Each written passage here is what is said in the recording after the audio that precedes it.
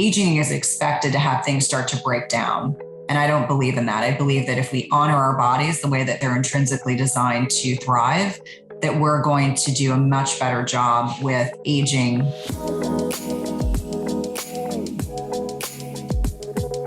Cynthia Thurlow, we'll say your official name. Welcome to The Better Show. I'm so happy to welcome you on here. Yeah, so excited to be here.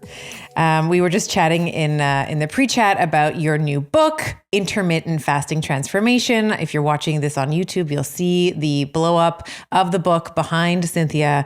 And I'm really excited to be talking to you today around fasting for women and how we can, as women, gain all of the benefits that fasting has to offer. And we'll talk about what all of those are today, but nuance them, of course, because we're not little men and we are unique in our own beautiful way. So really, really excited to talk about this book. And maybe before we get into it, we were chatting a little bit before we started recording about how books are like babies, but I would love for you to maybe outline why you wrote this book. Like, what was the impetus? What was I feel like there's a lot of clinicians that you and I and colleagues that you and I have where you just know they have like a body of work that they just need to get out into the world.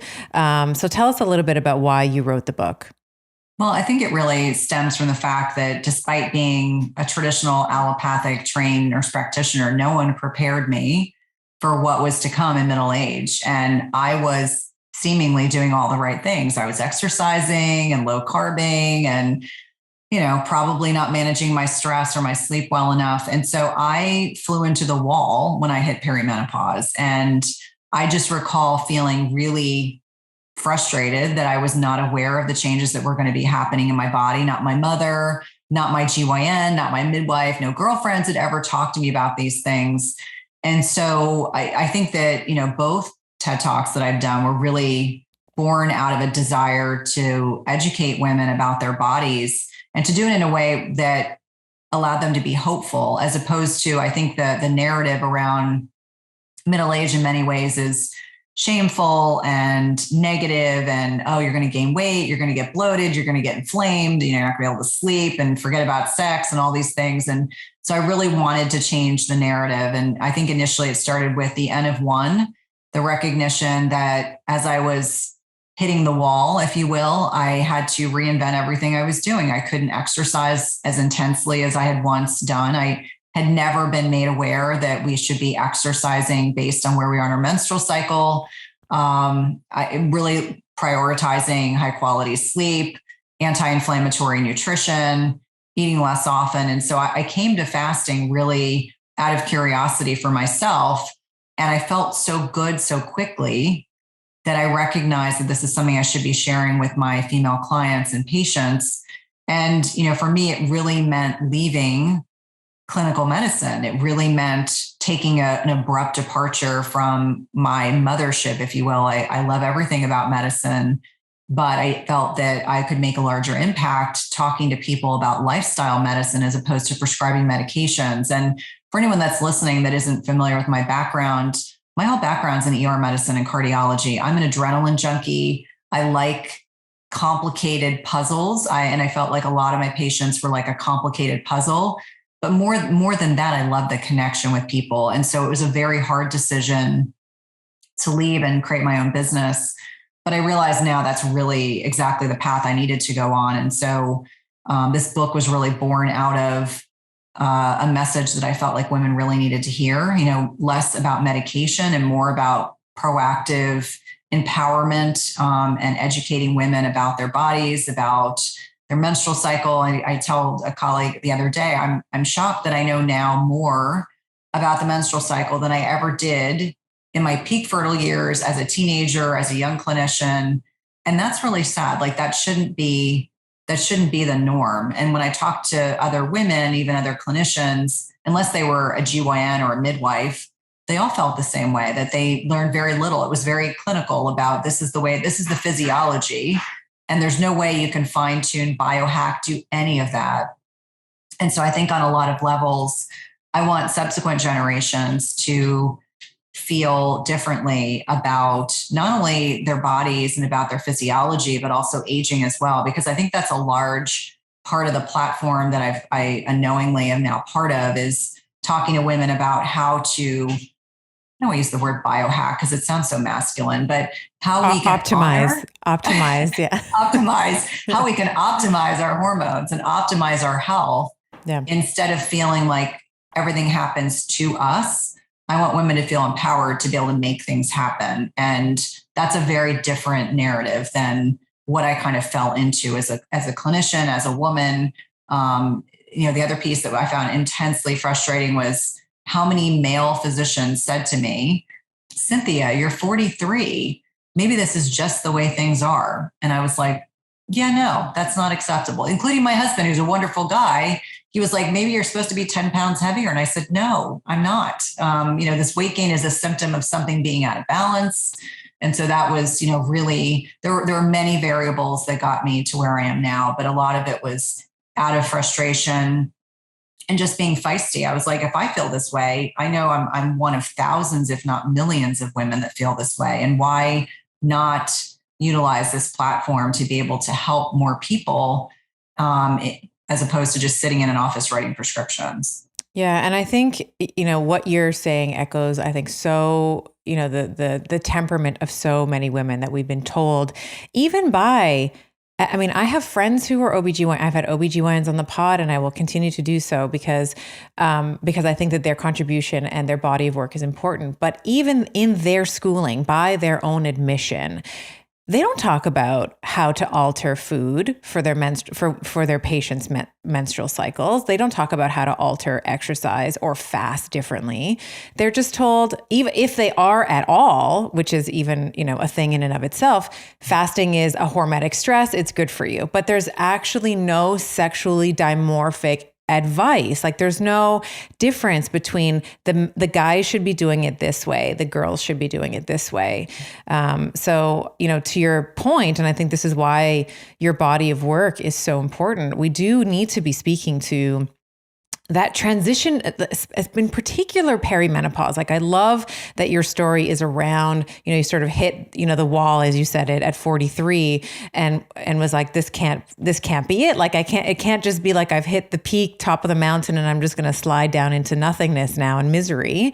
So I applaud that. And just for my listeners, for my Betties, your TED Talk on intermittent fasting, what is it? 8 million views, I think it has on.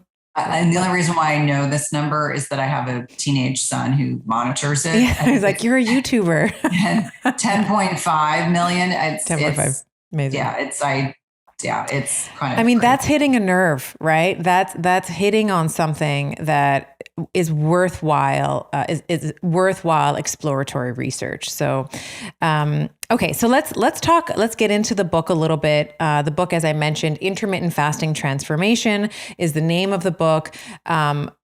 Lots of stated benefits on fasting, right? In particular, where we talk about it, fasting being a deviation from the typical Western, standard American way of eating or Western way of eating, because I'm up in Canada, we do the same thing. It's like snacking or grazing from the moment you wake up to the moment you go to sleep. You're eating right before sleep. There's no time restricted eating. So before we, I told you in the pre-chat, I kind of want to talk about mitochondria and stuff, but let's talk about the different types of fasting. You outline these in your book. It's a little later in the book where you talk about kind of some of the different ways to nuance fasting, and we'll get into perimenopause and cyclical fasting as well. But let's just talk about the different types of fasts so our listeners can kind of get a handle of where we're going with this conversation. Yeah. And so I think the easiest way to start is to say that the more traditional modalities are like a 16-8, which is 16 hours fasted with an 8-hour feeding window. And I use that as a barometer because that's the goal, to get people to commit to becoming fat adapted and be able to do it successfully. And from there, there's a springboard to so many variations of fasting. And I think it's important for people to understand that most people don't go from a standard American diet and being a couch potato to going to a 16-8 effortlessly. There's a lot of back and forth to get people there. And I definitely walk people through. As I say, it's like put the training wheels on, because we're going to we're going to get some support along the way. But another very popular and talked about quite a bit in women's groups is OMAD, so 1 meal a day. And I think OMAD is definitely can be part of a fasting regime. It's not something I recommend for women in particular to be sustained, because there's just no way to get enough macronutrients into your diet in 1 meal. I can't think of any woman that can eat 100 grams of protein as a starting point in 1 meal. So I think that it's great as a variation. You've gone on vacation, you've overeaten, maybe you went to a celebration and you decided you're just going to have a massive meal and call it a day. It's not something that I'd like to see sustained. And I see on social media quite a few women that they get, and especially middle-aged women, they get to a point where maybe they aren't as hungry as they once were. And so 1 meal a day feels good because they're really hungry for that 1 meal, and then they're not hungry the rest of the day. And I have to continuously go back to, this is fine as a variation. This is not something we want to sustain. We're not going to be able to nourish our bodies. We're going to send the wrong signals to our brain. We're going to send the wrong signals to our mitochondria and everything else. Other variations are things like a 20/4, which for anyone that is familiar with, this is a little bit of a differentiator. Oftentimes I have people who swear they can get 2 meals in a 4-hour window. I don't know how that's possible, but I do see quite a few men that are able to get an entire day's worth of calories in the 4 hours. I don't see that necessarily being a sustainable long-term solution for a woman. You'll oftentimes see a 5-2, which I've seen this presented 2 different ways. You can have 5 days of a normal eating pattern, which might be 3 meals a day with 2 days of lower calories. Ideally, the research suggests less than 600 for those 2 days for men each day, 500 for women. I think it's far easier just to fast every day than have a day where I'm going to really compress into 1 meal. You can also see a 5-2 as a variation of fasting, and then having 2 days where you are doing a 24-hour fast. So maybe Tuesday and Thursday, you do a 24-hour fast, and the other 5 days, you're having a normal eating pattern. But as you can see, the one thing about fasting in general, which I love, is that it can be flexible. So you may, throughout the course of a month or throughout the course of a year, you may employ some of these strategies. And the idea is that you can decide for yourself. It's like pulling a lever. Like, this is the lever I want to do today. This is what's going to honor, which is going to work for my physiology, what's going on in my personal and professional life. And this makes a lot of sense. And then maybe the following week you may transition. And I do encourage a lot of variation in fasting once you're fat adapted, because as I know we'll talk about, hormetic stress is the right amount of stress in the right amount at the right time. And depending on where you are in your cycle or beyond, you may need different types of variations in your fasting regimen. I've had Dr. Jason Fung on the show, who I know has been on your show as well. And one of the things that he said that I really liked was this idea that fasting is sort of diet agnostic. Like, you can be paleo, you can be keto, you can be insert diet here, right? Like whatever diet you want to follow, AIP, whatever.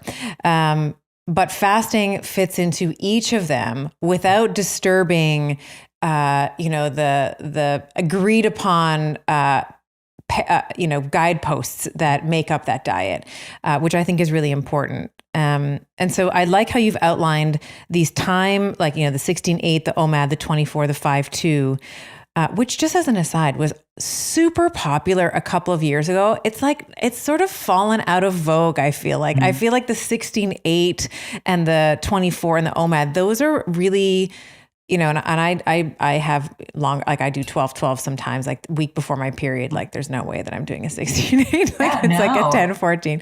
Yeah. But the 5-2 has really fallen out of vogue, and I don't mind it so much. Like, I don't mind, that you can say, okay, maybe for 2 days I'll restrict my calories or bring them down.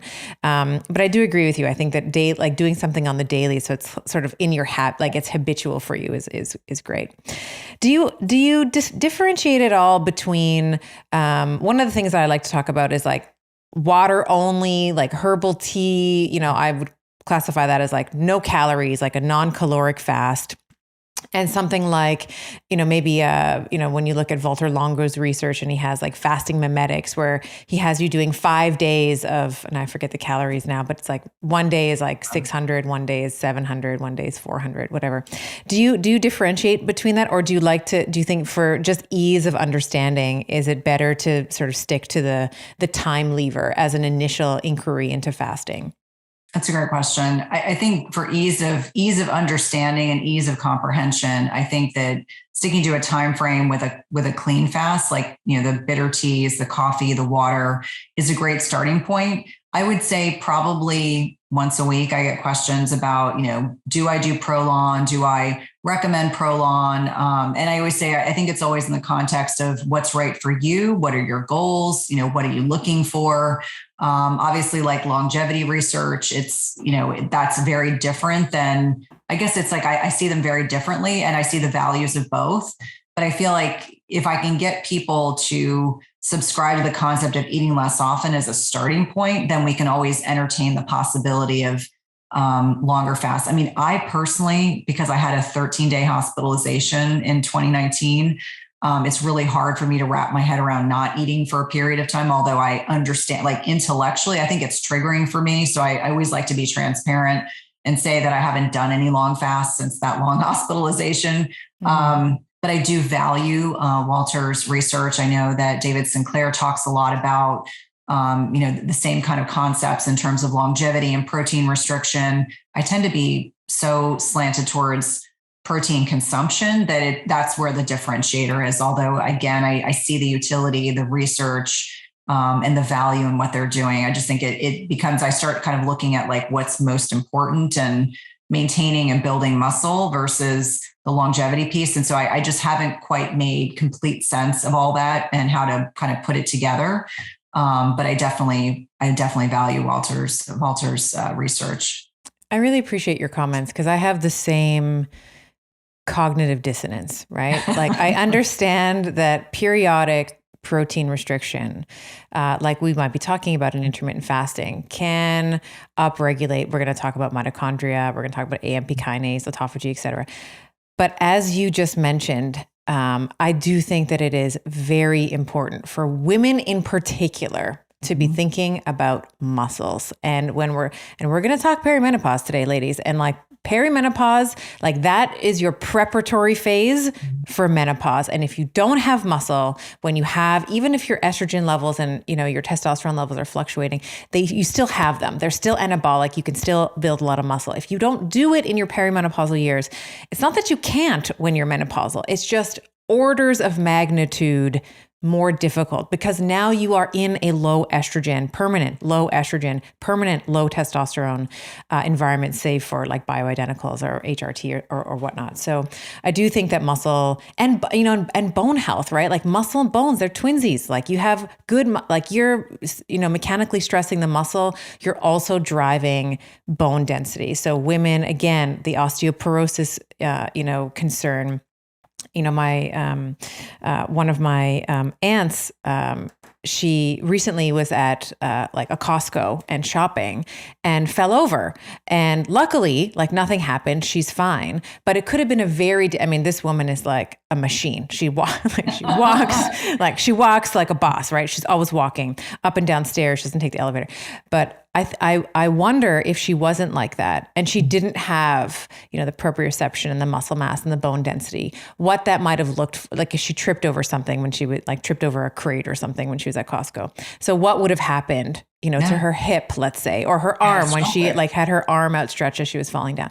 So very, very important. I'm glad you brought that up because that's where I'm like, and the other piece, we won't get into it now. We'll come back to your book, but I just want to say, women, we need more protein as we age to overcome that anabolic resistance that naturally sets in. So we'll have some offline discussions around that. But all that to say, I agree with you. And I still haven't sorted it out either, because I think there's truth in both camps, right? There's truth in the protein restriction and how that might lead to, sirtuin activation, et cetera. So with that said, let's dive into some granularity with some of the benefits that fasting affords us. And I wanted to talk about the mitochondria to start in particular. And because I mentioned them, maybe we'll just start with sirtuins. Like what are the effects that intermittent fasting has on our mitochondria, and then follow on how that's related to sirtuin activation. I think it's a really important discussion because although, we get granular, I think that it helps people understand that fasting is so much more than changing body composition. So when we're talking about the mitochondria, we're talking about the powerhouses of our cells. And it's humbling to me, the more I understand about mitochondria, the more I'm humbled that they work so effectively or should work so effectively. So I think after the age of 40, I think 50% of the population has mitochondrial dysfunction. And so mitochondrial dysfunction is implicated in nearly any chronic disease state. And so obviously, if you have metabolic disease, if you have cancer, there are so much that's impacted by the mitochondria not working effectively. But the beauty is that when we are in a non-fed state, we get upregulation of autophagy and mitophagy, and where our body can effectively go in and get rid of these disease disordered cells, organelles, et cetera. I always liken it to taking out the trash. But the only way that that's really potentiated and magnified is when we're in a non-fed state. And so I get questions all the time, and I'm sure you do too. When does autophagy kick in? When does this mitophagy, when we go in and our body can really potentiate this? And I always remind people that eating less often has so many benefits that, as an example, like if you go 12 hours without eating, are you upregulating autophagy? Not a whole lot, but you're still getting benefit from it. So when people really want to get nuanced, like when do things really ramp up? And I always say the longer you fast, the more autophagy you will potentiate. So over like 18, 24 hours, that's when you'll see significant increases in this. When we're talking about sirtuin activity, again, this is another thing that is upregulated when we're in this non-fed state. And you mentioned some of David Sinclair's work where he's really looking, there are many types of sirtuins, but in a protein fasted state, we know that it will, there are these two kind of opposing forces, like we're looking at autophagy and mTOR activation. And this is another thing people they want to get very granular, like, well, as soon as you eat, then you knock out this, and this has to be upregulated. And I think it's really much more nuanced than that the foods we choose to break our fast with, or the foods that we have on board in our bodies, can upregulate or downregulate some of these processes. And what we really want is balance. Ultimately, that's what we're looking for. Like, obviously, if you're overeating all the time, you're getting very little autophagy. So you've got lots of disease disordered cells that are hanging around that could potentially go on to create problems, health issues. Versus if you're, starving and you have no mTOR activation, guess what's going to happen? Your body's going to go in and break down muscle to use as fuel. This is what happened to me 3 years ago. I hate saying like I was a good case study of this, but you don't eat for 13 days. Guess what happens? Your body catabolizes, breaks down muscle in order to feed your body. And this is not what happens when you fast. That's called starvation. And that was because I was sick and I couldn't eat. But this is an important distinction to talk about finding balance between these different mechanisms in the body that are designed to maintain homeostasis, to make us better, stronger, more resilient. And when we eat too frequently, we knock out that balance. If we don't eat enough food in the right amounts at the right time, we can knock out that balance. So really understanding that on a cellular level with the mitochondria, that we have all these upregulation, downregulation of these mechanisms that, if they're properly balanced, just like hormones and other things in the body, we can feel more energetic, more vibrant, sleep better, maintain muscle, digest our food better. I think it's also like very helpful for people to understand, because they hear the word mitochondria, mitophagy. It's just really speaking about cellular health. And we want to do as much as we can to maintain and support cellular health, because every single organelle in the body is made up of thousands, if not millions of cells. So the healthier each individual cell is, this is probably asking for too much, but the healthier we can make our cells, the better we are going to feel, the more active, the more we can contribute, the more we can serve others, as opposed to what effectively I was told at 43 was, this is just the way things are. And I think that's kind of the conventional prevailing wisdom that's out there. Like, oh, aging is expected to have things start to break down. And I don't believe in that. I believe that if we honor our bodies the way that they're intrinsically designed to thrive, that we're going to do a much better job with aging. I don't want to say per se in reverse, but honoring our physiology and being able to support our bodies throughout our lifetime. Yeah. And I think, I like the word age. I like aging in reverse, but I agree with you. I think that the goal isn't to, God help me. Like when I was 20, I was a complete idiot. Like I do not want to go back to being 20. Like I'm happy where like the wisdom and my lived experiences, I'm very happy where I am. But to your point around being optimized and optimizing the mitochondria, let's say through tools like fasting, which is a hormetic stressor. So my listeners know what this is. We talk about it all the time, but it's like a stress that's like, it's the Goldilocks stress, not too much, not too little, just enough. Right. And to your point, when we think about, and this is kind of bringing back David Sinclair's research in here, when we activate sirtuins, when we are fasting regularly, we can also upregulate NAD, right? And you talk about this in the book really beautifully, and such a this is very complicated this is very complicated pathways, and you make it so accessible for people. But when we're fasting, as we age, naturally that NAD molecule starts to decline naturally with age. And I don't know about you, but when I learned about NAD in school, it was like this just like stupid throwaway molecule in the Krebs cycle. It wasn't really important. And what we've sort of come to understand now is that the more NAD you have, the better and the more efficient that Krebs cycle, which is the process by which we're creating the ATP, can happen. And fasting is one of the ways that we can augment, that we can improve the NAD production. Yes? Yes. Yes. Okay. Let's talk a little bit about AMPK. This is another, again, complicated science, but you do it so well. When we fast, maybe first just speak to AMPK in terms of like its role in the cell, right? When we have energy levels, I always look at it as kind of like the gauge on like the gas, right? It's like, do we have a lot of gas? Do we're running out of gas, low in the tank? And then what happens, like what the role of AMPK is in the cell, and then how fasting can benefit that as well.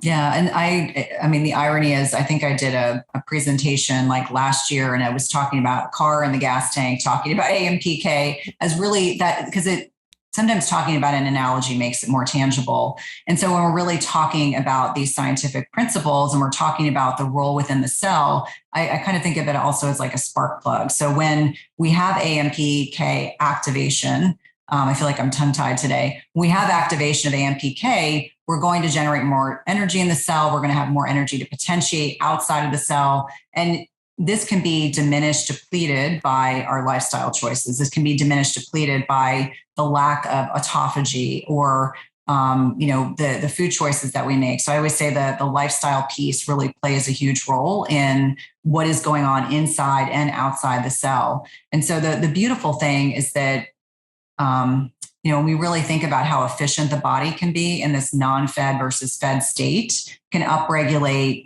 these key kind of principles so that we can optimize. I mean, that's really, use the word, but optimizing cellular energy to our advantage. And if we look at it like with that car analogy, like when AMPK is properly at the levels it should be at, we're going to feel very differently than people that are dealing with mitochondrial dysfunction that's at a level that where we're seeing with most metabolic diseases. I mean, certainly here in the United States, it's huge. And I'm sure most westernized countries, it's the same way. We just don't recognize it as such. I think we get so fixated on, as one example, we get so fixated on a diagnosis without really thinking about the downstream, like what's really at fault.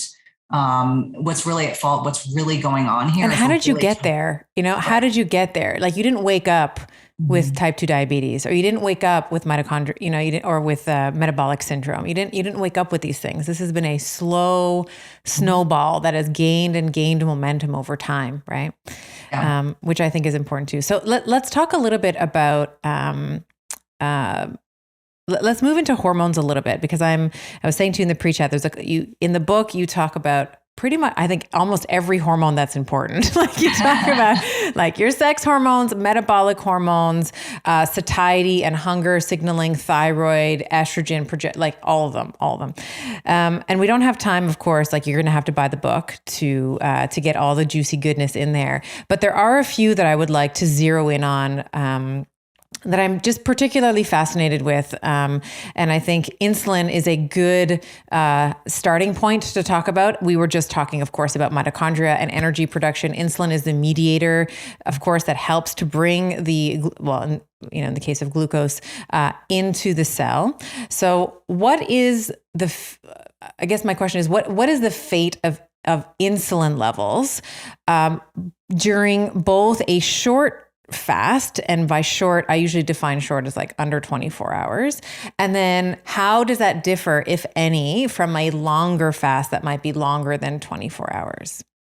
I think a lot of that depends on the individual, how insulin sensitive they are. Insulin, unfortunately, really gets a bad rap. In fact, people say all the time, like, oh, insulin's all bad. I'm like, no, insulin, when it's working efficiently and is sensitized, is a beautiful thing. And so we know with these longer fasts that you'll get, you should optimally get lowered insulin levels with potentiated fasts, but insulin works along with glucagon. So, as we have these lowered insulin levels, our body will secrete a hormone glucagon to keep our blood sugar stable. This is in a relatively insulin sensitive individual. We know that insulin is secreted in response to food, but if we're in a non-fed state over time, the hope is that while we are in this non-fed state, that we're going to keep those healthy insulin levels within this normal, like hormonal, like kind of hormetic balance along with glucagon. And you'll get upregulation of other key hormones like growth hormone. And you'll think about the fact, leptin will be suppressed. You think about the fact that, ideally, if your blood sugar is being properly maintained with a little bit of glucagon secretion over that 24 hours, that your insulin levels are going to be in this, this state of homeostasis. And I think, on so many levels that we're hoping that what we're going in is we're getting upregulation of autophagy, like in this non-fed state, we're getting upregulation in autophagy, we're getting more waste and recycling that's going on, getting rid of disease and disordered cells, organelles, et cetera.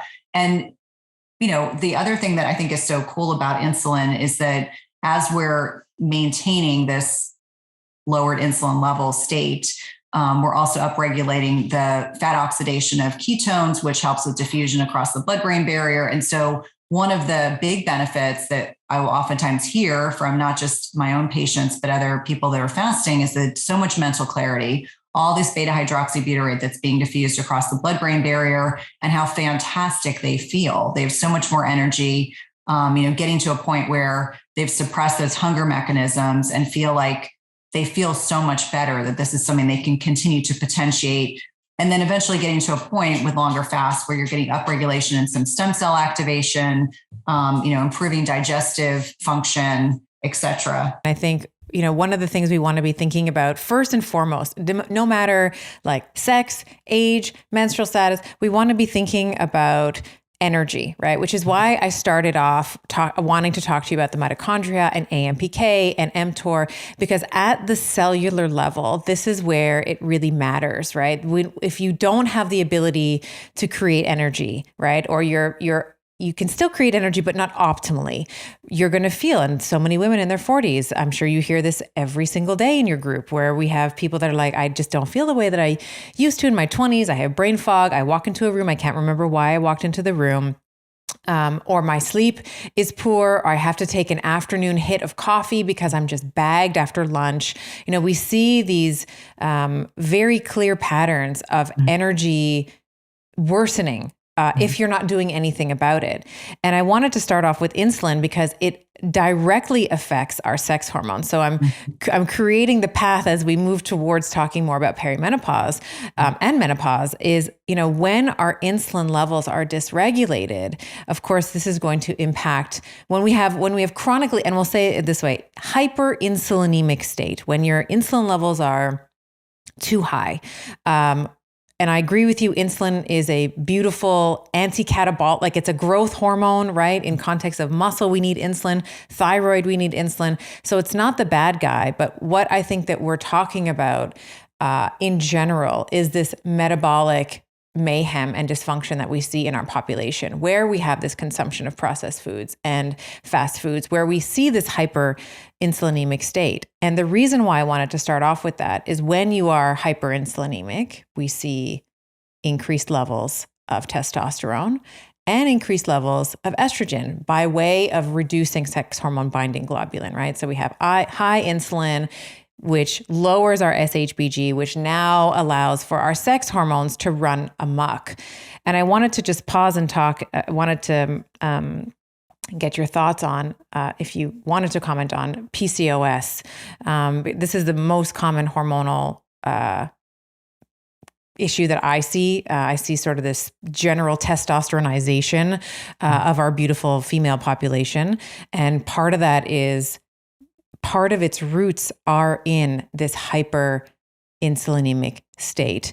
And I have found, at least with a ketogenic diet and fasting, like phenomenal results with that. I don't know if you wanted to add to that comment. Has that been your observation in, with your patients, with your groups? What do you see with PCOS and fasting? Well, it's interesting that you asked me this question, because yesterday I had a menopausal female. So I have a smaller group where we do some lab testing. And, I was going through her labs and I was like, she's menopausal. She's 56 years old. Why is she on spironolactone? Not for blood pressure. And so we entertained this whole conversation. I'm looking at her Dutch and I'm trying to figure out, why does she have so much free? Well, now it makes sense. She has so much circulating testosterone, can't lose some weight. And so I started asking, what was it like when you tried to get pregnant with your daughters? Turns out they needed infertility. Kind of down this rabbit hole of looking at, like, I think you have been insulin resistant to a certain degree for a very long period of time. And here's why. And so I kind of walked her through, okay, your daughters are so many years old. You had to go through infertility. You've been on aldactone or spironolactone. For anyone that's listening, it's a potassium sparing diuretic, also used for high androgens. On her Dutch test, her androgen levels were still high. And I was trying to figure out, like, where all these pieces of the puzzle. I could see that it was not being aromatized to estrogen. I could see that it was clearly staying kind of in its box. But the recognition, when I said, okay, we need a glucometer, I'm like, these are the labs you need to do, trying to explain to her that, I think over time, and I think there's this misnomer that in particular PCOS, women can have this throughout their lifetime, but it can be mitigated just enough. She wasn't obese, just enough that it wasn't fully appreciated. And on top of that, interestingly enough, she was on 1,200 milligrams of progesterone orally every day. And I was trying to explain to her, this is not helping the insulin sensitivity piece. So I think for listeners to understand that you can be a PCOS, or you can be thin, you can be PCOS even in menopause. You don't just have to be in those peak fertile years. And so I find PCOS to be one of these, it's like the canary in the coal mine. I think for a lot of people, they assume I'm thin phenotype, I couldn't possibly have PCOS. And it's been my experience that it can be very subtle. You don't have to have classic findings on an ultrasound. More often than not, when I see women with luteal phase defects who are low in progesterone, who are struggling with infertility or having irregular cycles, and it's been that way for years, if it's been masked by synthetic hormones, more often than not, a first starting place for people like that is really talking to them about ketogenic low carb diets and eating less often. And just with diet intervention and eating less often, seeing significant and profound changes. And I think that on so many levels, if you're listening, and I'm sure, if you are listening to Dr. Estima's podcast, I know that you're already super savvy and smart, but if any of those things sound familiar to you, I was one of those people who had a thin phenotype and had a luteal phase defect and went through infertility treatment. And because I was always thin, no one ever said, oh, by the way, you might have mild PCOS. It wasn't until I couldn't get pregnant. And so you better believe, as I went through perimenopause and into menopause, like really cognizant of where my testosterone levels were, where my insulin is. And I think that it's important for people to hear that you can, with, again, diet and meal frequency, you can absolutely kind of turn, and improve those hormonal profiles so that you can lessen the likelihood you're going to suffer from side effects. Yeah, really, really well said. I think that that's so important, that it's not your morphology that determines. So you can, like, there is a subset, of course, of PCOS individuals who are what we would classify as obese. Their BMI would be over 25, and we would classify them that way. But there's just as many who would not be classified as obese that would fit the diagnostic criteria for that. But as you just said, people don't look for it because there's still this kind of judgment, like this sort of you're more, they make a call in terms of how you look, like, well, she can't be obese. And I'm going to hang my hat on this, but I think that I don't even like the term polycystic, because we know that women who don't have PCOS can have the appearance of cysts, right? Which is just an immature follicle. It's not really a cyst, but it's like an immature follicle on the ovary. And then you have women who have PCOS that don't have the presence of those cysts on the ovary anyway. So there's some problems even in the nomenclature, within the terminology in the vernacular that we use. And I think that that's also important because our language informs the way that we think about things, right? And I had Dr. Robert Lustig on, maybe it's last year now. Maybe it was, I forget when his book came out. I think it was last year. And he was talking about this classification of people. We were talking about this in the context of visceral fat.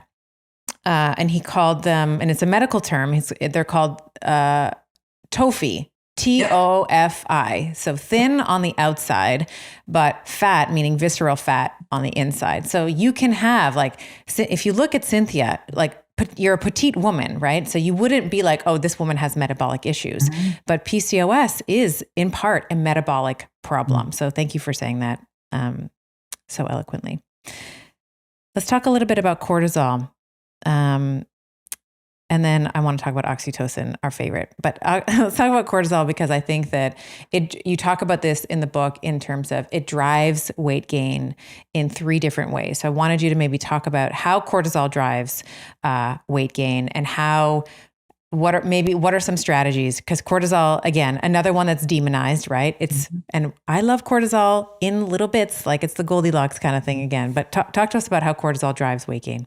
Yeah, as you so appropriately stated, it's another hormone that gets a really bad rap. But I remind people that we have the autonomic nervous system, and we have sympathetic and the parasympathetic, and they're designed to be balanced. But most, if not all of us, and especially women, especially people-pleasing women, tend to be more sympathetic dominant, which tells our body, even if it's not, it's under duress, we're running a marathon, we're being chased by a rabid animal. And so cortisol in small amounts helps with alertness, helps with, getting us through stressful times, but chronically and habitually. And I would speak to the last 2 years where we've had more stress, unprecedented amounts of stress.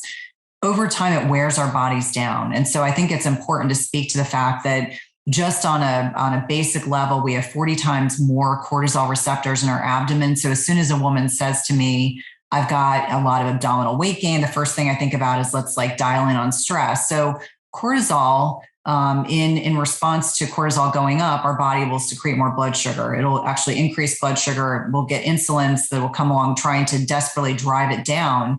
But when our blood sugar's up, guess what? Insulin is not able to kind of buffer.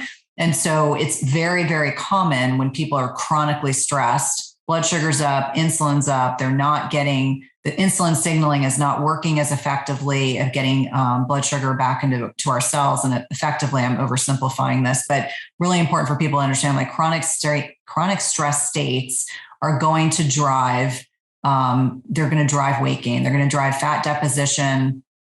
And this is not just in your head. This is actually something that physiologically will go on because your body is not prioritizing the parasympathetic, digesting food, sitting back and relaxing, being able to connect and cuddle with your partner because your body thinks they're being chased by a saber-toothed tiger or thinks you're running this marathon habitually and chronically. We know that it downregulates key mechanisms in the gut microbiome. So it's going to make you more susceptible for getting infections and affects immune response. So when people are saying I'm getting sick more frequently, it can also lead to this issue. And we know changes in the gut microbiome can also put us at greater risk for weight gain. There's, I would say, differing research going back and forth that certain certain types of bacteria in the gut can upregulate or regulate our likelihood of absorbing more food or absorbing more nutrients from our food. In some ways to suggest these imbalances can, whether it's fusiform bacterium, but really looking at how if we're actually obtaining more nutrients from the food that we're consuming, we're going to crave hyperpalatable, more processed carbohydrates. We know when our blood sugar's up, we are also less likely to make good food choices. I think this is really important because when people or women say to me, I'm up late at night, I'm not sleeping quite as well. I usually will say, you're not going to crave steak and broccoli. You're going to crave pasta and rice and sweets. And so you're then consuming hyperpalatable foods that make it hard to tell your brain to stop eating. So you kick out these satiety signals, leptin signaling, ghrelin signaling's off. You're not satiated, so you keep eating. That's number two. And I think it's also important to understand that, with insulin being up, insulin is designed to be a hormone that allows our sex hormones to function in a more optimal manner. Again, an oversimplification, but I think it's important to kind of talk about the interrelationship between where you are in your menstrual cycle, depending on whether or not you're in the follicular phase versus the luteal phase, and how this can differentiate how much, calorically we're taking up from our food intake. Yeah. And I think for all the women who are listening, who are like, I'm not listening to that because stress is my competitive advantage. It's what keeps me sharp. Because let me tell you, I went to that church. I went to that. I was like, stress is the way that I stay on my toes. It's how I get things done. It's how I do things with excellence. It's just what you said. It might be temporarily like a transient. Yes, you might have, this rush of adrenaline and noradrenaline to help you get stuff done. But eventually it's just as you said, it wears you out. And the opposite actually happens. So in the brain, we know that chronic low-grade cortisol, when you are chronically stressed, as Cynthia was just describing, it actually inhibits the ability to draw our memories from the hippocampus. It inhibits, which is the area in the brain which is involved in learning and memory. So it's that area under the curve argument again, right? Like a little bit, maybe not, not enough. You sort of have this nice, healthy amount of good stress. And then if you have too much of it, then we start to see these deleterious effects that happen in the body. And I think it's so important when we think about fasting as well. Like you mentioned at the top of our conversation, OMAD. I cannot tell you how many women I counsel that have these orthorexic, potentially, we'll call it a dysregulated relationship with food, and like this incessant desire to lose weight, even though they may have lost 5 pounds. It's like, okay, now just 5 more, and so they do things like this OMAD, which when done in excess, you said this at the top of the hour, it is very much a stress, hard to get all the nutrients that we need to function properly, especially if you're a woman in your menstrual years or your menstruating years. Reproductive years, potentially more accurate way of saying that. So, I think the other piece of that is that I find, and this certainly was my case, like once I was in perimenopause and I've tried to find out like the mechanism of action, like why does this happen? Because when our hormones are well balanced, I'm borrowing this from someone else, I cannot take credit. We're happy, we're horny, and we're hungry.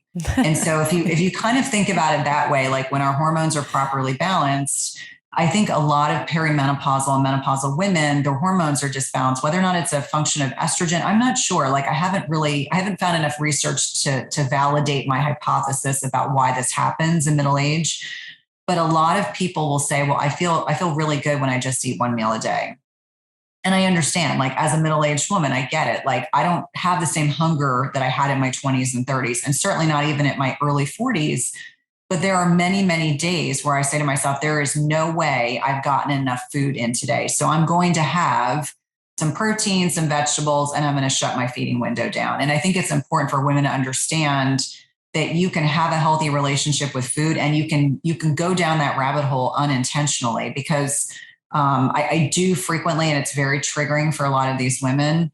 They want to do what they want to do, and they don't want to be told what they're doing is worsening or further dysregulating hormonal communication in the brain, like really helping them understand that you're not serving yourself well. if you're not providing enough nutrients to your body. And I think it's particularly harmful when, you'll see images on social media, and I'm just as guilty as the next person. Sometimes you're on social media and the next thing you know, you're sitting in front of someone's reels, and then you're down looking at their website, and it just becomes this whole encompassing situation. But I think there are a lot of people on social media who hide their eating disorders in fasting, in OMAD, and other things. And so I think we have to be really careful. In fitness as well. I think you'll find.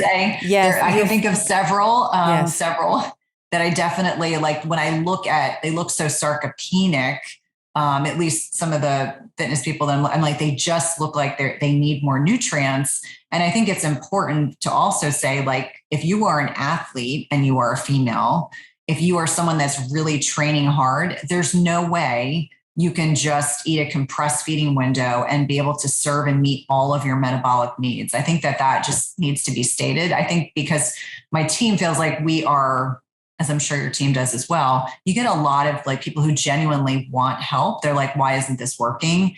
And this is one of the most common things I see, is that you cannot sustain a healthy musculature or healthy physiology constricting your calories or constricting your macros, because I prefer to call them macros, constricting your macros to such a small amount, thinking that your body is not going to think you're in a famine state. And we know what goes on, between the brain, communication between the ovaries, if our body perceives that we are in a famine state. And that's why it's so critically important for women in those peak fertile years, for women who are still getting menstrual cycles, to make sure their body's getting nourished appropriately. Otherwise, it can create a lot of problems.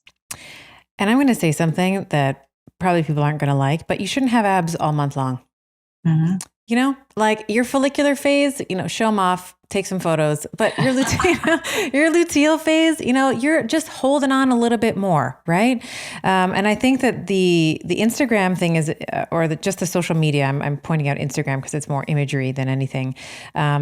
It can be really damaging in terms of what we think is normal, because there's this assumption that, well, so-and-so and so-and-so and so-and-so with their hundreds of thousands and millions of followers are validating this way of eating or this way of fasting. But you do have to be mindful, particularly if you are kind of circling back to the muscle conversation.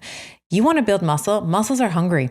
You need to feed them to grow. And I have a program, like a glute building program. So I'm really, for rehab, for back pain, and also just to look good in a bikini. Let's just be honest. We want to have nice round glutes. And, I remember the first time I was talking to this group of women who had signed up, and I was like, okay, so we're going to figure out what your caloric, maintenance level is. And then you're going to eat like 200 calories above that. I kid you not, Cynthia, like a third of them like almost fainted. They were like, what? I thought we were doing this to like lose weight. And I was like, yes, you can lose weight and build muscle, but it's so much harder to do it that way than it is to be in a build phase where you are in a caloric surplus and then move into a cut phase where you are in a caloric deficit, which is maybe a conversation for another time. But it is really, really important what you just said, because we do have women, I see women all the time that have been, it's entrained in us as women to like be as small as we can, right? To be as thin and tiny and, shrink, as much as we can. And I think that, at least, part of the reason why this podcast exists and why I have guests like you on here is because I want women to get used to taking up more space. And it's okay to order your own meal. Like I saw this on Instagram the other day. It was like a menu from a restaurant, and it was, like burger, fries, salads, whatever. And then at the bottom, it was like, my girlfriend's not hungry was the menu item, right? And it was like $3, and then it got you like an extra patty and extra fries or whatever. And it's like, just eat, like be okay with eating. Strong girls eat food. Well, I think it's an important message, and one that I think many, many women, whatever messages they heard growing up or imagery that they heard, it's important that we eat, that we nourish our bodies. And I think, certainly programs like yours that are encouraging women to like not be so cognitively dissonant that they can't imagine like, okay, I have to trust the process. Like half of it is saying, I'm going to trust in the wisdom of Stephanie's experiences with this to know that this is what I need to be doing. Yeah. All right, let's talk about oxytocin. This is the one I'm really excited about. I was saying to you in the pre-chat, like no one talks about oxytocin. Let's talk about its relationship with insulin and then how maybe it fluctuates in our menstrual cycle and how we can optimize our oxytocin cadence and secretion. Yeah, I mean, oxytocin in many ways is thought of as this kind of mother hormone, the hormone that kind of governs all these other hormones in our bodies. And I think it's important for people to understand that when it comes to oxytocin, it's this like nurturing hormone. It's the hormone that I think for many people, they think of as, when a woman is breastfeeding her child and just how bonded you feel. I mean, it's really this bonding hormone, and it's complex in a relationship with insulin. It's not the, this complex in a relationship, and the understanding that when oxytocin is optimized, your insulin levels are going to be lower, your cortisol levels are going to be lower. And so, finding strategies in our day-to-day life, like insulin is fleeting. So when it's secreted, it doesn't hang around for a long period of time. So I think the joke is that the fact is that you want to evoke stimulating insulin throughout the day, because it's not like it hangs around for hours, it hangs around for minutes. And so the best example I can give you is I have 2 dogs who love lots of affection. And throughout the day, I give them hugs, I rub their ears, I rub their back. And that's good for both of us. It's good for them. It's good for me. Of course, my husband just left for a business trip, but, hugging your spouse, connecting with people that you love, just thinking about something joyful, connecting with your infant. Like when women breastfeed, that's part of that bonding hormone. And so just the acknowledgement that by secreting oxytocin in the body, we are doing a beautiful job of naturally lowering cortisol response. We're lowering insulin as well. And how this can be hugely instrumental. If someone's saying they're stuck, they plateaued, they can't lose weight, I'm always saying like doing something joyful, something that brings you joy, is as important as the exercise, the food choices we make, the sleep quality that we make. And I think, unfortunately, because this is less tangible, people choose not to focus on it, but it's actually the hormone. Like when I'm talking to a group of women, it's oftentimes what I start with, because if they understand that, then it opens up a whole new level of possibility for them in terms of finding hormonal balance. I mean, balance is elusive, but finding better balance for them in their current circumstances. And I think that's so important for women to be chasing or finding joy.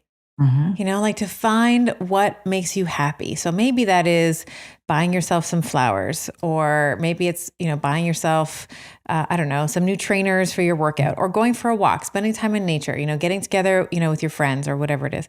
I think that that's so important, because we are naturally, as women, just in society, we're nurturing and natural caregivers, very much always thinking about, at least, I'm thinking about my role as a mom. Like I'm always thinking about my boys, like what do they need next? Trying to anticipate like when food needs to be ready, the laundry needs to be done. I need to take them to soccer practice, They need to, debrief and tell me about their day, and there's playtime and all that. So I'm always thinking about how I can make their lives better.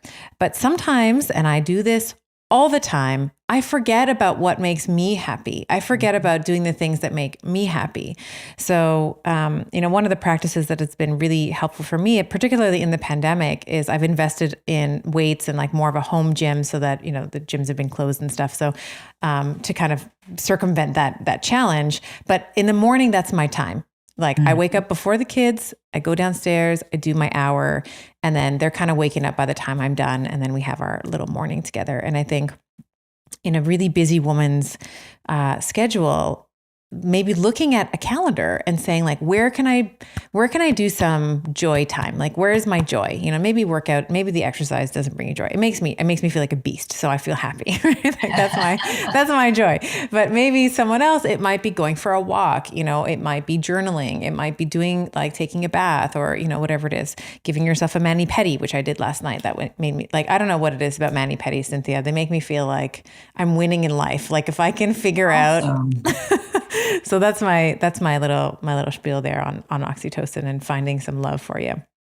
And I think it's important. It might be very different for all of us. Like I'm at a stage with teenagers that they need me in different ways. I kind of feel like I'm like the backup quarterback. I was telling my husband that the other night. I was like, it's kind of a weird place to be after being in this yummy years and years and years with boys and having different relationships now as they're teenage young men.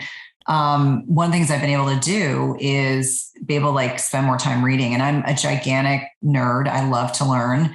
And so my husband laughs, like some days I'm like, I just want 2 hours to listen to Peter Attia's podcast as an example, so that I can learn about something that maybe will bring greater value to my clients, or maybe it's a book I need to read. And so really finding like it can be as simple as sitting outside and getting sunshine, or giving, honoring your body by being able to find the time to do a manicure and pedicure. I think that's awesome. I just think it's all different for all of us.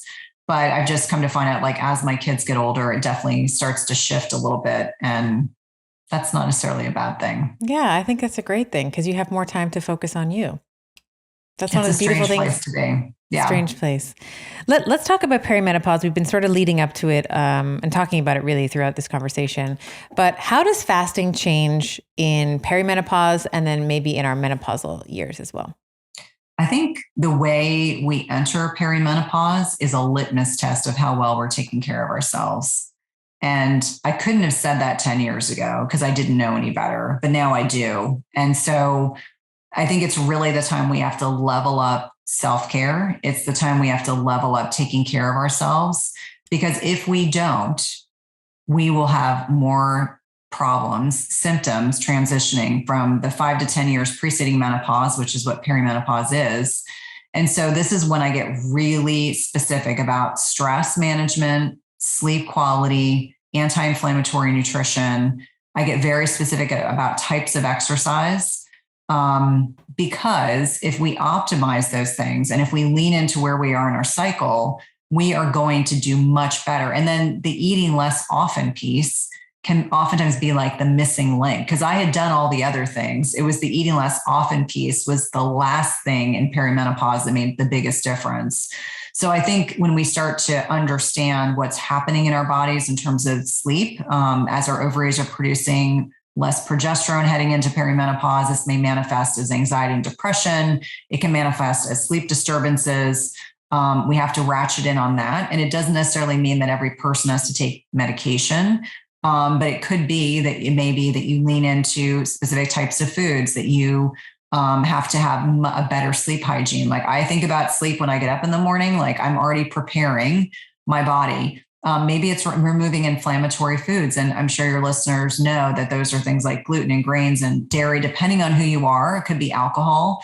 Alcohol seems to be one of those like big elusive things that we know in perimenopause can really dysregulate melatonin secretion, increase cortisol. It can impact sleep quality, can ultimately impact blood sugar. And Lord knows, when I used to drink alcohol, which I don't anymore, and I never had a problem, I just gave it up because it impacted my sleep so negatively. I never made good food choices. It was unfortunate, but it was like I wouldn't crave the really good food. I'd end up craving the stuff I shouldn't be eating. And then thinking about timing of your exercise for where you are in your cycle. And hopefully in the beginning of perimenopause, your cycles are still pretty regular. So you're able to determine like where that follicular phase is, where the luteal phase is, leaning into acknowledging that there are certain times during the month when we can push the lever on fasting and times when we should back off on it. And so I find for many women, if they're tuned into those key areas, that period before they go into menopause, 12 months without a menstrual cycle, is pretty benign. Those are women that have better balanced blood sugar, their fasting insulin levels are lower, their inflammatory markers are lower, they maintain a healthy weight, they don't have hot flashes. Like I think hot flashes are, and based on research and everything I've read, hot flashes are more often a reflection of blood sugar dysregulation. I think people think about it so much, it's all related to estrogen. And I tell people that that's always like a sign that something is off. And that was one reason why I stopped drinking alcohol. I would get hot flashes. It was like the only time I would get a hot flash. And it was so uncomfortable, even though mine were pretty benign. I was like, goodness, between the sleep and the blood sugar dysregulation related to the alcohol use, I'm like, I can just have my mocktail and, go to parties and just be totally fine. So I think, again, perimenopause is a litmus test for how well we're taking care of ourselves. And especially for women with small children, with children in general, with significant other spouses, we have a tendency to give to everyone and then worry about ourselves last. And this is a time, if you really want to have a healthy, happy middle-aged time period, it's really a time to be reflecting on what you're doing well and to be honest enough with yourself to say, what is no longer serving me, and either replacing it or finding alternatives if it's something that you really enjoy. I'll give you an example. I mean, I've been gluten-free for over 10 years, and that put an autoimmune issue into remission. But one of the things I had to give up because it kept me so inflamed was dairy. And it was a hard decision. I didn't realize how much I liked dairy and how much dairy was a part of my lifestyle until I removed it. And once it was removed, I mean, that perimenopause weight that I could not get rid of went completely away. And it just goes to show you, even like sporadic use of an inflammatory food for your body can have an enormous impact on weight you're carrying on, you're hanging on to. And so for me, I was delighted. My family was like shocked, but I just said, if this is what it takes for me to be healthier, because I could tell I was inflamed because I would sometimes get like ankle pain or foot pain. And so taking dairy out of my diet, but it can get more nuanced than that. I find some women have to remove, some of the plant-based compounds like oxalates and saponins and, other things but I think, or lectins, but for that matter, it's really determining for you, what do you need to do to help keep your cortisol balanced, to keep your sanity. And the last thing I want to add to that, you are on this incredible platform talking a lot about physical activity and strength training. And so for me, the days of doing like really hardcore conditioning, like almost CrossFit-esque types of workouts were gone. They completely messed with my sleep and did not serve me. I could go lift heavy and I would do fine. And I could do HIIT in short amounts and I could walk, but I had to honor, and I just do more yoga, more yin yoga, really honoring where I was, that those really hard, I'm going to pick on Orange Theory Fitness, but there are women that are doing that 5 or 6 days a week. And they're like, I don't understand why I can't lose weight. And I was like, well, it used to serve us in our 20s and 30s, does not serve us if we're working out that intensely 4 or 5 days a week and wondering why we can't lose weight. And again, it's talking about the cortisol. Cortisol goes up because it thinks you're running a marathon every day. You're going to really struggle. So that's kind of been my N of a couple thousand, working with women at that stage of life. Like the people that do the best navigating into menopause are the ones that dial in and find appropriate ways to challenge yourself, but not do it in a way that you are overtaxing your adrenals, overtaxing cortisol, dysregulating your sex hormones worse than they already are, as we kind of make that transition where we have less circulating progesterone, a bit more estrogen dominance for most people, maybe faltering testosterone levels, which all impact, every way that we perceive our lives. I couldn't have said it better myself. I wear a couple of wearables. I have Aura and I have the Whoop that I wear. And anytime I have a glass of wine, and we're not talking about a lot of wine. Like I'm a lightweight when it comes to like one glass is like, I will nurse that all night. But if I have that one glass, like my body temperature goes up. Like the next day, my Aura is like, what's happened? What did you do? Like my body temperature goes up, my resting heart rate goes up, my respiratory rate goes up, my HRV, my heart rate variability goes down, which is, not good. You want your HRV to be as high as you possibly can. Being my HRV just is already like just low to begin with. Like I struggle to actually have good HRV, we'll call it that. Like I sort of go between 20, like if I get 40 on my HRV, like I'm doing really well. And I don't know if that's like a genetic component, past stress and trauma that is still living in my nervous system or what, but alcohol is such a big thing. And I think, with the pandemic, with the past 2 years, and you have just, even before that, I would counsel women who were like, I just have a glass or two with my husband in the evening to wind down from the day. And it actually does, at least from what the data suggests, the opposite of helping you wind down. You may fall asleep faster, but it's not sleep. It's not the sleep that we're actually after. You're just unconscious. You're not getting the, well, I find that my deep sleep is not really changed, but like everything else, like my REM sleep, my light sleep, my non-REM sleep is all terrible. And that's something that is hard to hear for someone who might be drinking 1 or 2 glasses of wine in the evening to wind down. But sleep, as you were saying, is not something you can bottle. It's the one thing you can't, you have to get good sleep.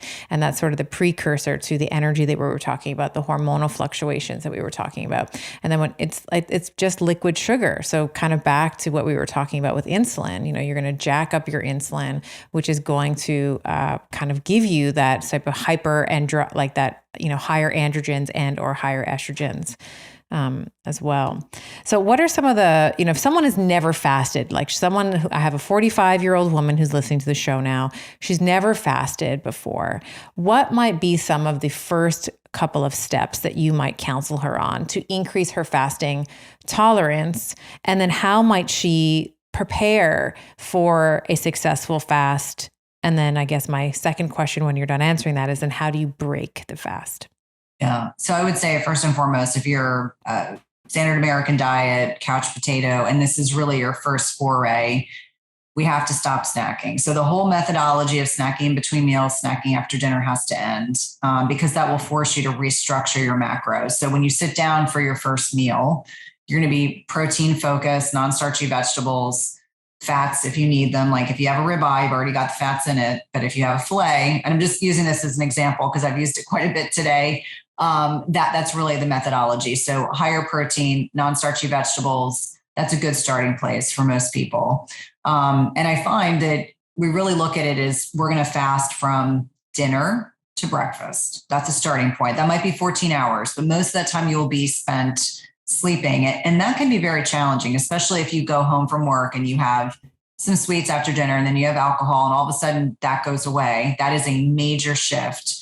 So really starting from that 14 hours. And if you're 45 years old, still getting your menstrual cycle, this is something you would start at the beginning of your menstrual cycle. This would not be, don't do this the week before your menstrual cycle. You will set yourself up for you'll disaster. Hate it. Yeah, you'll be very unhappy. Yeah. So really what you're aiming for is for that first 2 weeks of your menstrual cycle, you might go 14 hours one day. And if you're feeling pretty good a couple of days later, you can go to 14 and a half, then to 15. I find that it really depends on how carbohydrate dependent someone is, how quickly we can get them to being much more fat adapted, where they can flex between utilizing ketones and glucose for fuel. And so for some people that could be 2 weeks. For others, it might take a bit longer, and that's okay. Like each one of us are individuals. I think the most important thing about honoring our bodies is that when we are in a fasted state, I'm a fan of a clean fast. So I'm really looking at bitter tea. So black tea, green tea, it's meant to be bitter. Plain coffee. You can add salt, which will change the profile, but it's not going to break a fast. Or even there's good research to show that cinnamon can change the flavor profile enough, make it less bitter, will help with insulin sensitivity, or water. Do you like dandelion tea? That's my favorite. Do you like dandelion tea, or is that? I do. It's funny how I've kind of have gotten. It's like the throwaway plant. Everyone's like, ugh, weed. I'm like, I love dandelions. Well, and it's like now I drink so much bitter tea that I don't want to taste anything so I've now become a little bit of a tea connoisseur just because I've tried so many teas to kind of get a sense for which one has higher polyphenol content, which has a lot of beneficial compounds in a fasted state. So when you're getting ready to break a fast, when you aren't feeling like you want to eat everything and anything, because sometimes people fast too long and then their amygdala overrides the prefrontal cortex and they want to eat everything, that's a sign you need to break your fast. But if you're getting ready to break a fast, some people, it's a little bit of experimentation. Some people want to break it with bone broth. Some people want to have a light salad. Maybe they're not ready for a bigger meal. Always with protein. Fasting is always broken with protein and either some healthy fats or protein and a high quality carbohydrate. I think it depends on where you are in time and space. On days I lift, I am much more cognizant of getting in some healthy carbs, small amounts, because I'm at a stage where I don't need a lot, but really being cognizant of what I'm eating, but always protein, non-starchy vegetables, because that's going to help with fiber, phytonutrients, et cetera. And then adding in fats if they're not already there and being cognizant of those. I know you're a fan of this as well. And then the carbohydrates, it really depends. Like I'm more squash, sweet potato, root vegetables, low glycemic berries, a tart apple, maybe some citrus fruits. That's where most of my carbohydrates kind of reside because I'm gluten, grains, and dairy free. It really depends on what works for you. I find people need to experiment with, do they need a smaller meal when they break their fast with the expectation that they're going to maybe have a larger meal in an hour? Or can they sit down and have a big meal, like 40, 50 grams of protein, be satiated, walk away, and then not eat again for 4 or 5 hours? So I always say, like, do a little bit of experimentation. And this sometimes freaks people out because they don't like, they like to be told what to do as opposed to experimentation, because that's a little scarier. You got to play. Right. You got to play, because what's going to work for Cynthia is not may or may not work for me, may not work for you. And that's kind of the play. That's sort of the joy piece as well, because we have to be okay with playing and then okay with being a beginner. It's okay to fail, right? It's okay as long as you learn from what didn't work. Yep. And I think it's really important, especially if you're still cycling, to really know where you are in your cycle. Yep. I get DMs from doctor friends all the time, and they're like freaked out. Why can't I fast? Like I barely made it to 14 hours. So I'm like, where are you in your cycle? Oh, I'm going to get my period in 2 days. I'm like, that's fine. Go ahead and eat. But I'm like, you need to lean into your physiology. Now, the beauty of not being at peak fertile years or not being in perimenopause, being in menopause, is that women have a lot more flexibility. You still have that lifestyle piece that's critically important, but you don't have as much fluctuation in your sex hormones. And so women oftentimes, this is the only time I will say this, can act more like a guy in that they don't have as much restriction because there's not as much hormonal flux. With that being said, they still have to sleep well. They still have to lean into their exercise. They still have to eat the anti-inflammatory nutrition. They still have to manage and mitigate their stress. That doesn't go away, but it makes you certainly feel like you have a bit more flexibility in what you can do, when you can fast, how long you fast. Like my husband and I could fast the same way if we chose to, just based on the fact of where I am. But with that being said, it's really just honoring where you are in time and space. I know that when I don't get good sleep, I won't fast as long. And so this is important. Like, I know when I'm traveling, sometimes I'll fast longer because I'm in an airport or I'm in an environment where I can't eat the way I want to. Just acknowledging that depending on where we are in our cycles, where we are in our lifestyle, if we're traveling, et cetera, you can adjust those variables to work to your advantage. In fact, I think that now that fasting is such a large part of our lifestyle, to me, it's so much, I have to worry about a whole lot less, like less food prep, less meal prep, less cooking. I see it as a win-win on so many levels. It's like, who wants to cook? No one. Great. We'll fast. Exactly. It's like, that's what I'm doing today. Yeah. So what is when you are in your environment, so when you're in your home and you have your natural sort of routines, what does your fasting regimen look like? My body, so I do really well with a fasting window between 10 and 6, 10 and 5. That's just where my body naturally, like because I work out early, kids get on the bus, I start working. 10, 11 o'clock is when I typically will break a fast. I will break it with a real meal. It's my biggest meal of the day is what I break my fast with. And then I will usually shut my feeding window. This has been the benefit of the pandemic, as I realized my body actually doesn't want to eat at 7 o'clock at night. It wants to eat earlier. And so I can lean into that. My kids are very accepting of the fact that I will sit down with them at dinner time, but I may not be eating at 7 or 8 o'clock at night, but they're teenagers and they're very athletic. And that's just worked well for me. I definitely have days where I can feel I need more food. And so when I feel that way, I don't deprive myself. I try to really just say, if I'm hungry enough to eat protein, then I'm hungry. And so that's kind of my barometer that I use to, get a sense for whether or not I'm craving crap or am I craving real food. And I think that it's important for people to understand that this is what my schedule looks like most days, 2 meals in a 7 or 8 hour feeding window. Some days, if it's really busy, today's a good example, I'm breaking my fast later than I normally would, and that's okay. And I will probably close my feeding window at my normal time. So I may get 2 meals in a more compressed time frame. And that's just what I've found has worked really well for me. For me personally, because of where I am life stage wise, my Oura ring, my glucometer, my continuous glucose monitor, my data supports me eating earlier in the day. Like that is much more aligned. And I tell people, if you look at circadian biology, if you look at the research that's done on, the suprachiasmatic nucleus and the melatonin secretion, melatonin clocks, it really supports eating during the daytime and not eating at nighttime. But that's not to suggest that never happens. I celebrated Valentine's Day with my husband a couple of days ago and we went out, ate later than I normally did. my Oura ring and everything else told me that was, did not love that I did all those things. But with that being said, that's the beauty, is that you can adjust as you need to. I love that. Well said. I too have found when I first started fasting many, many years ago, first started writing about it, I was doing the breaking the fast at noon. And then, an 8-hour eating window, I was cutting it off at about 8. And I found with time, waiting until 12 was really difficult for me, especially if I was working out in the morning. So I would lift and then not eat anything after and then wait until 12. And I was like, man.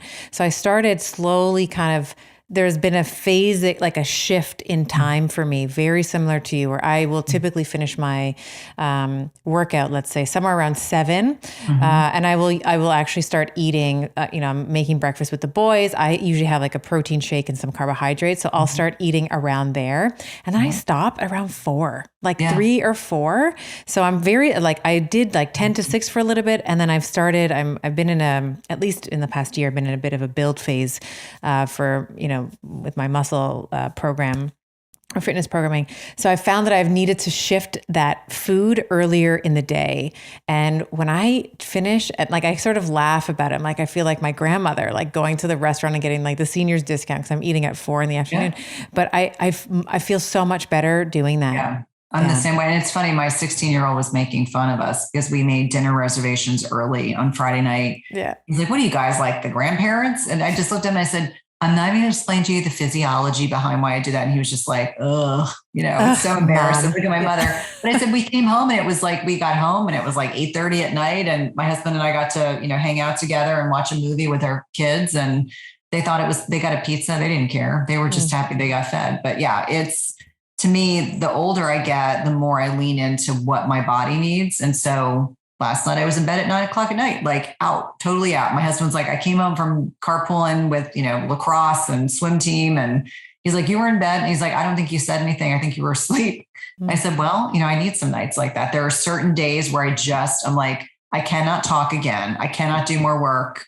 My kids are all situated. My husband's situated. The dogs are situated. Now I need to just honor what my body's telling me. It's I need to I'm going to soak in magnesium and I'm going to go to bed. Those are some good boundaries, my friend. I love it. I love it.